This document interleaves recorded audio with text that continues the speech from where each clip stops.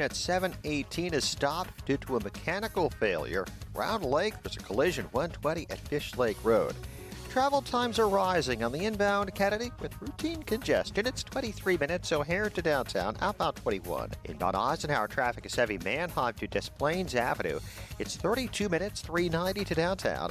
Stevenson clocks in at 33 minutes 355 to Lakeshore Drive. The Ryan is 19 minutes from 95th to downtown, outbound 15. There's a little congestion around Canalport after a crash cleared. I-57, 16 minutes, I-80 to the Verge, Bishop Ford 16. It gets heavy around Stony Island. That's traffic. I'm Jim Talamonte on AM 560, The Answer. Chicago's Morning Answer continues next. AM 560 Weather Center forecast with our meteorologist, Steve Williams. Mild today, sunny to partly cloudy with a high 53. Clouds tonight, low 37. Cloudy with rain tomorrow afternoon, the high 44. Rain then snow on Saturday, a breezy day, a coating to an inch in accumulation, the high 41. I'm Steve Williams on AM 560, The Answer. 32 at O'Hare. Next news, 7:30. Chicago's Morning Answer with Dan and Amy continues next on AM 560, The Answer. From the Matrix Home Solutions studios, this is Chicago's Morning Answer on AM 560, The Answer. Listen to AM 560, The Answer, online at 560theanswer.com, on the AM 560 mobile app, and your Alexa-powered smart speaker, on TuneIn, iHeart, and radio.com. This is Chicago's Morning Answer with Dan Proft and Amy Jacobson on AM 560, The Answer.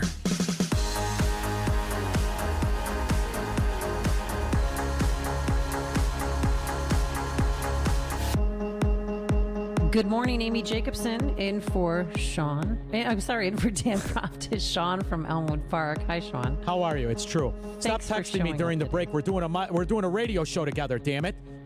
Why? I'm texting you because I'm communicating with you. Talk to me in front of all our family members here, even the ones we don't like.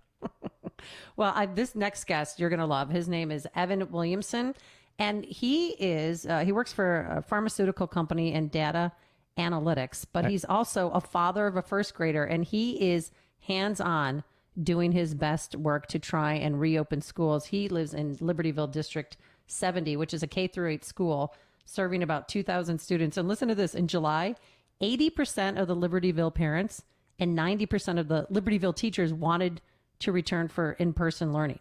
But guess who has all the power, Sean? The Communist Union. No, the school board. Same thing.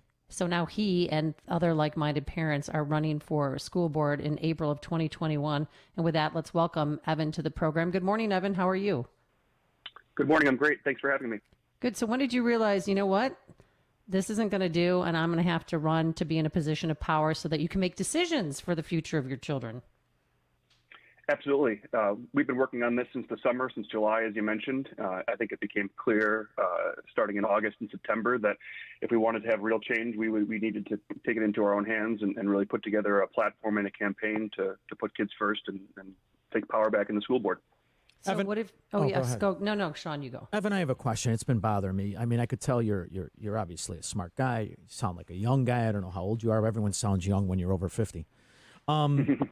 But the idea that we have allowed the costs of school to be buffered on not necessarily people who take advantage of it. The idea that we've already compromised to this position where 80% of property taxes go to pay an institution that regulates itself.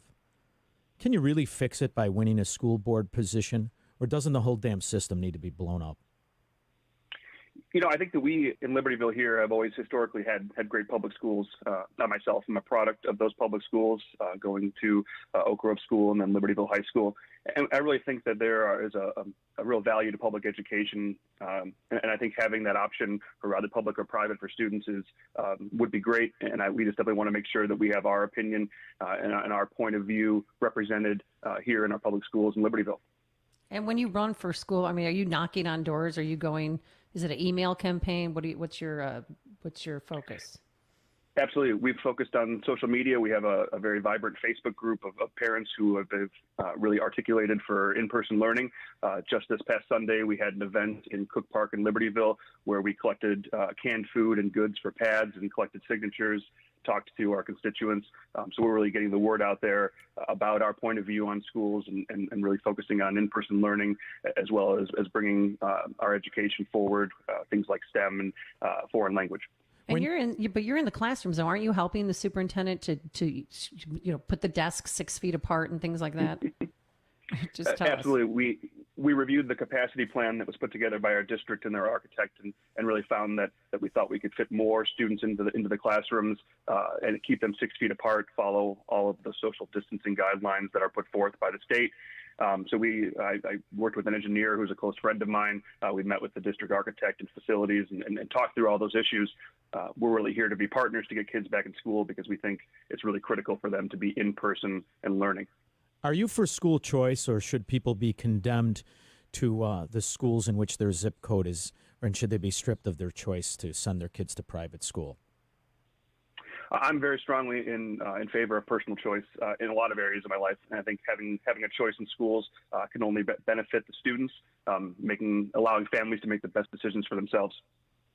And you've got quite the superintendent there from District 70. I don't know if you saw this, Sean, and Dan actually wrote this on the air, but he's pitting parents against each other because some of the moms in Libertyville went on a turkey trot, and he publicly shamed them. Can you explain what happened? Yeah, so we have a group of very active moms in our community. They run together every weekend. In fact, several of them are educators, and they posed for a picture without masks. They were outside running, and that was used as kind of a focal point for the Do Your Part campaign from the school board that, he thought that was disrespectful to the teachers and the mitigation they have in place to keep people safe. And we really disagreed with that method of shaming parents. We're all in this together for our kids, and pitting parents against parents and parents against teachers. We don't think that really shows the leadership that we need in our school district.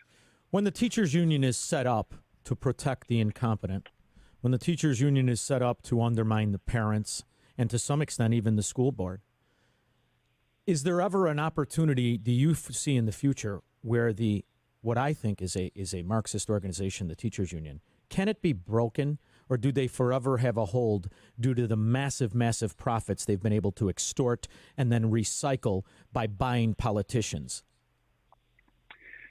I think from the teachers union perspective, for us, we haven't seen specific demands relating to this topic. All of the negotiations and discussions with the school board have happened behind the scenes. I think we'd welcome more public discussion with our teachers. I think the teachers in our district have been doing a great job, and we want to make sure that we support our teachers. I think the discussions with the union, we want to make sure those are public and that those really serve to benefit our students. Well, how does it stand now? I mean, are you doing a hybrid system, or since the numbers were on the rise, everyone locked down again, which was ridiculous because the science and the data shows that it's not spread among that age group. And there's not one reported transmission of student to teacher transmission.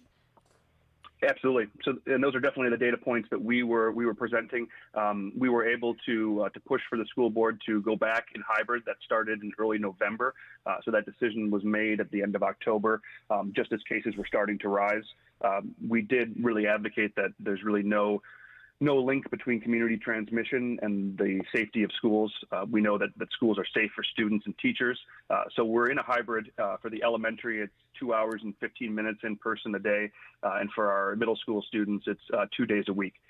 So at this point, we're really pushing for a full day in person because we know it's possible and we know that's better for students.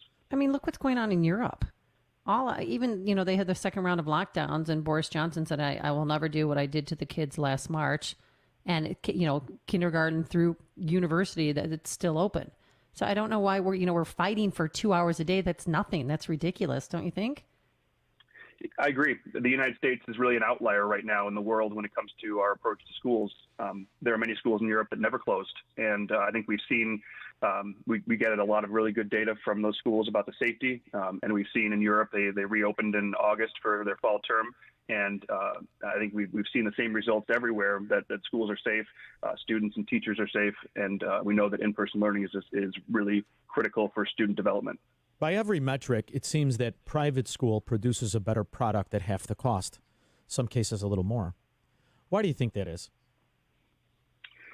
I think there's we have several private schools here in our area that do an excellent job at educating children, and I know that the teachers there are committed to their students just as they are in the public schools, and I really think that the focus on education is critical for all schools.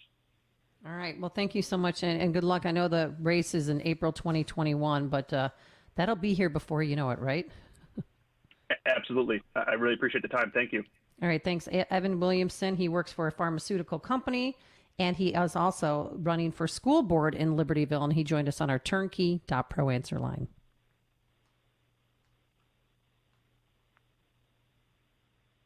The more you listen, the more you'll know. This is Chicago's Morning Answer. Morning Answer on AM 560. The Answer. Attention maintenance coordinators. If you manage an industrial facility, then you know how critical it is to manage a consistent maintenance staff. During outages, when you're shorthanded, Vans has your back. Hi, I'm Dave Van Camp, president of Vans Industrial. Whether you need one person for 8 hours or a large crew for a month, we can supplement your maintenance team. Our personnel are trained mechanics